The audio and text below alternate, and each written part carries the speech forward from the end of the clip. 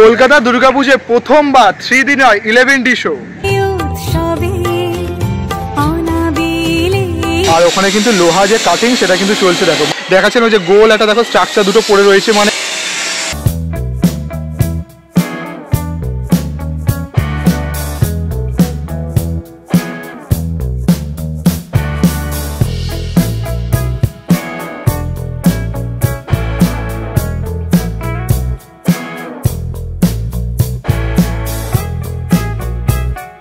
খাওয়া দাওয়া থেকে শুরু করে পুজো পর্ব সমস্তটা দেখা দেখি। আর আজ কিন্তু আমরা চলে এসেছি উত্তর কলকাতার গর্বেও সন্তোষ মিত্র স্কোয়ারে। সন্তোষ মিত্র স্কোয়ারে এবছরে কিন্তু থিম রয়েছে আমেরিকা লাস ভেগাস ফেয়ার, যেটা কিন্তু আমেরিকার কিন্তু একটা বিখ্যাত অডিটোরিয়াম। আর এবছর কিন্তু সন্তোষ মিত্র স্কোয়ার চমক দিতে চলে যায় 3 দিন হয় 2 দিন হয় 11D শো এর মাধ্যমে। কীভাবে কি তাদের প্রস্তুতি চলে সমস্তটা ভিডিওর মাধ্যমে তুলে ধরবো, ভিডিওটা স্কিপ না করে দেখতে থাকো, লেটস গো। তো আমরা কিন্তু এখন চলে এসেছি সন্তোষ মিত্র স্কোয়ারের মাঠে, মানে উত্তর কলকাতার গর্ব সন্তোষ মিত্র স্কোয়ারের মাঠে। কিন্তু আলাদা কিন্তু ধামাকাদার প্যান্ডেল। আর এখানে যতটা দেখতে পাচ্ছি কাজ বলতে কিন্তু এখনও জাস্ট বেসিক স্ট্রাকচারগুলো শুরু হয়েছে সবে। আর এদিকেও দেখতে পাচ্ছি কিছু কিন্তু মাপ ঝোঁকের যে ব্যাপার সেটা কিন্তু চলছে, দেখতে পাচ্ছি এখানে কিন্তু একটা মাপ দেয়া রয়েছে। আর ওই দিকটা করে কাজ হচ্ছে, তোমাদের সমস্তটা দেখাবো ঘুরে ঘুরে। আর যদি তোমাদের দেখায় এই জায়গাটা কিন্তু দেখতে পাচ্ছ গোল করে একটা রাউন্ড কিন্তু দুটো রাউন্ড করা হয়েছে, মানে একটা কিন্তু যে ফার্স্টের যে রডের যে স্ট্রাকচারটা এটা কিন্তু হচ্ছে বাইরের রাউন্ড, আর তারপরে ভেতরে যে বড় বড় স্ট্রাকচারগুলো দেখছো এটা হচ্ছে ভেতরের রাউন্ড। মানে হচ্ছে দুটো যেহেতু স্ক্রিন করা হবে, একটা বাইরে দিয়ে কিন্তু দুর্গাপুজোর যে স্মৃতি বা দুর্গাপুজো রিলেটেড যে স্ক্রিন প্রজেক্টটা সেটা চলবে, আর একটা ভেতর দিয়েও কিন্তু মহিষমর্দিনী চলবে, যেটা কিন্তু খুঁটি পুজোকে মাননীয় সজল গা কিন্তু আমাদের সকলকে বলেছিল যে চলবে, কেননা যারা খুঁটি পুজো দেখোনি তারা কিন্তু অবশ্যই দেখে আসতে পারো খুঁটি পুজোর সময়। আর এখানে দেখতে পাচ্ছি এটা তো একটু রড, মানে যেহেতু লোহার স্ট্রাকচার তাই জন্য কিন্তু মাটি খুঁড়ে তার মধ্যে কিন্তু সিমেন্ট দেওয়া হয়েছে। সিমেন্ট দেওয়ার পর কিন্তু রডগুলোকে ভালো করে বসানো হয়েছে, মানে যেহেতু মাটির ওপর যদি দেওয়া হয় তো সেটা কিন্তু একটা সমস্যা হয় যে রডটা ঠিকঠাক থাকবে কিনা, সেই জন্য কিন্তু মানে সিমেন্ট দিয়ে কিন্তু তারপর লোহার স্ট্রাকচারগুলো বসানো হয়েছে। মানে এখানে কিন্তু বাঁশের স্ট্রাকচার কিন্তু তোমরা কম দেখতে পাবে, লোহার স্ট্রাকচার কিন্তু বেশি দেখতে পাবে। তাই জন্য কিন্তু মাঠ জুড়ে বাঁশ কিন্তু খুবই নগণ্যভাবে কিন্তু পড়ে রয়েছে। তো ওখানে তো দেখতে পাচ্ছ প্যান্ডেলটা তৈরি করছে লোহার স্ট্রাকচার দেওয়ার, এখানে কিন্তু লোহাগুলো কাটাই চলছে। দেখো এই দেখো দেখতে পাচ্ছ লোহাগুলো কাটাই করে কিন্তু দেখো বেঁকানো হয়েছে, যেহেতু গোল একটা শেপ নেবে পুরো প্যান্ডেলটা, সেই জন্য কিন্তু এখানে কিন্তু লোহার কাটাইয়ের যে ব্যাপারগুলো সেগুলো কিন্তু এখানে চলছে। দেখো যদি তোমরা কিন্তু এখানে দেখো তাহলে লোহার স্ট্রাকচারগুলো কিন্তু দেখো বেস মেনটা যেহেতু লোহার স্ট্রাকচারে দেখো সেটা কিন্তু এখানে বানানো হয়েছে, যেগুলো লোহাগুলো যেহেতু বসবে তো সেই জন্য কিন্তু এখানে বানানো হয়েছে। আর ওখানে কিন্তু লোহা যে কাটিং সেটা কিন্তু চলছে। দেখো মানে বলতে পারো কিন্তু একদিকে কিন্তু বেশ জোর কদমে কিন্তু কাজ চলছে, কেননা 60 দিন কিন্তু বাকি রয়েছে পুজো আসতে, তো সেই জন্য কিন্তু এখানে জোর কদমে কাজ চলছে। আর এই যে দেখাচ্ছেন ওই যে গোল একটা দেখো স্ট্রাকচার দুটো পড়ে রয়েছে, মানে এই লোহাগুলো কিন্তু কাটিং করে করে কিন্তু বেঁকানোরও কাজ চলছে, কেননা পুরো প্যান্ডেলটা যেহেতু গোল হবে তো সেই জন্য কিন্তু কাজ চলছে। আর এদিকেও দেখতে পাচ্ছি লোহার কিন্তু কিছু স্ট্রাকচার পড়ে রয়েছে। দেখো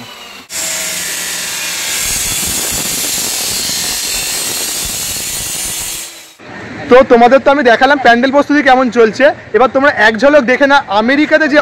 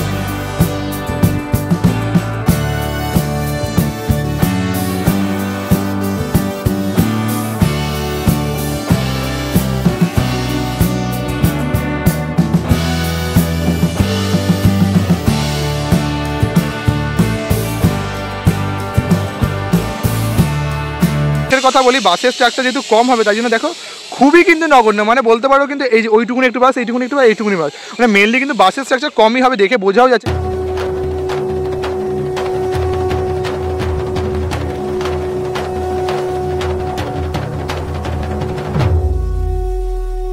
তো আস্তে আস্তে কিন্তু এখন ভেতর দিকে যদি একটু প্রবেশ করি, মানে ভেতর দিকে তো কাজ সেরকম বলতে এইটুকুনি কাজ, যেহেতু এখানে কিন্তু প্যান্ডেলের মধ্যে কিন্তু বাসের যেহেতু স্ট্রাকচারটা কমই থাকছে তো সেই জন্য কিন্তু মেনলি কিন্তু যতটা দেখতে পাচ্ছি পুরোটা কিন্তু লোহার স্ট্রাকচার দিয়ে কিন্তু করা হচ্ছে, যার জন্য তোমাদের দেখালামও যে লোহার যে স্ট্রাকচারগুলো সেগুলো কিন্তু রয়েছে বেশিরভাগই, মানে বাঁশের যে স্ট্রাকচার সেটা কিন্তু কম। মানে যদি তোমাদের দেখাই ওইটা হচ্ছে কিন্তু বাইরের যে রডটা তোমাদের বলছিলাম এটা পুরোটা গোল করে রাউন্ডভাবে উঠবে, তো ওইটা কিন্তু বাইরের যে প্রজেক্টর শো চলবে ওটার জন্য। আর এটার ওপর কিন্তু এই যে রডগুলো রয়েছে তার উপরে কিন্তু আরও রড বসে পুরোটা গোল রাউন্ড ফিগার হবে, দেন কিন্তু তার উপর কিন্তু স্ক্রিন লাগানোর পরে যে projector show 11D projector show, 3D not 3D 11D projector show কিন্তু এখানে চলে, মানে ফার্স্ট বলতে পারো। আমি কিন্তু এখন দাঁড়িয়ে রয়েছি ঠিক মঞ্চটার সামনে, এটা বলতে পারো দুর্গা বাটি, কারণ হচ্ছে প্রতি বছর কিন্তু এখানে কিন্তু মা দুর্গা আমাদের রাখা হয়, মানে হচ্ছে ওই দিক দিয়ে কিন্তু দর্শনার্থীরা প্রবেশ করে কিন্তু এদিক দিয়ে, এই যে মনে আছে আগেবার কিন্তু এখানে রাম মন্দির ছিল, ওই রাস্তাটা সরু রাস্তাটা দিয়ে কিন্তু এখানে দর্শনার্থীরা প্রবেশ করেছিল, এখানে কিন্তু মা দুর্গার যে দর্শন সেটা তারা করেছিল।